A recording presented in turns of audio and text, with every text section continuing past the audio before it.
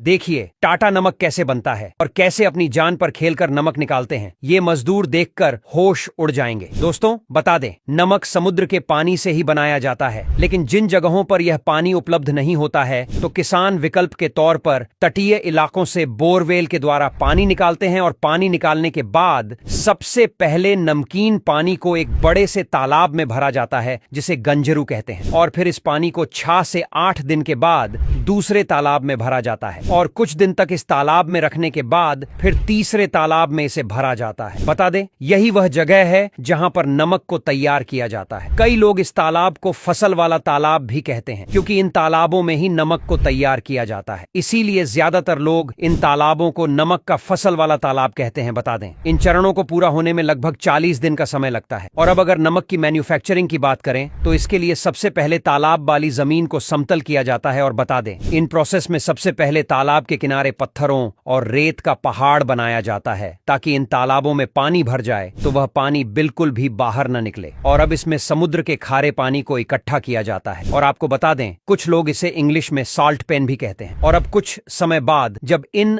Salt pen में से खारा पानी भाप बनकर उड़ जाता है और जो सॉल्ट पेन में नीचे बच जाता है तो वह नमक होता है। लेकिन अभी भी इस नमक को उपयोग में नहीं लिया जाता है। और आपको बता दें, मौसम अगर अनुकूल हो तो 1 एकड़ में लगभग 1000 बोरी नमक निकल सकता है। और इस प्रक्रिया के दौरान अगर बारिश नहीं होती है तो इस तरह से एकदम शुद्ध नमक बनकर तैयार होता है, जिसे खाने के लिए मार्केट में बेचा जाता है। लेकिन अगर वही मौसम खराब हो जाता है या बारिश वगैरह हो जाती है तो यह नमक अशुद्ध हो जाता है। और अब इस अशुद्ध नमक का इस्तेमाल किचन में नहीं किया जा सकता है। इसीलिए इस अशुद्ध नमक का इस्तेमाल झींगा पालन वाले तालाबों में किया जाता है। और अब तैयार हुए इस शुद्ध नमक को कई वर्कर्स द्वारा एक जगह पर इकट्ठा किया जाता है। और अब इकट्ठा हो चुका यह नमक अभी भी पूरी तरह से भी खाने के लायक नहीं हुआ है। इसीलिए इसमें और भी कई प्रोसेस किए जाते हैं और इसमें कई तरह की अशुद्धियां भी मौजूद होती हैं, जैसे कि रेत, कंकर वगैरह। और इन अशुद्धियों को नमक से निकालने के लिए इस नमक को वर्कर्स द्वारा फैक्ट्री में लाया जाता है और अब इस पूरे नमक को अच्छी तरह से धोया जाता है। और आपको बता दें, इस नमक को बहुत ही सावधानी के साथ धोया जाता है, क्योंकि अगर नमक में किसी भी तरह की रेत या फिर मिट्टी वगैरह बची रहेगी तो यह पूरा का पूरा नमक खराब हो जाएगा। और धोने के बाद इस नमक को अच्छी तरह से सुखाया जाता, और जब यह नमक अच्छी तरह से सूख जाता है तो फिर इस नमक में आयोडीन मिलाया जाता है। आयोडीन मिलने के बाद एक बार इसे फिर से साफ किया जाता है और अब इसके बाद इस नमक को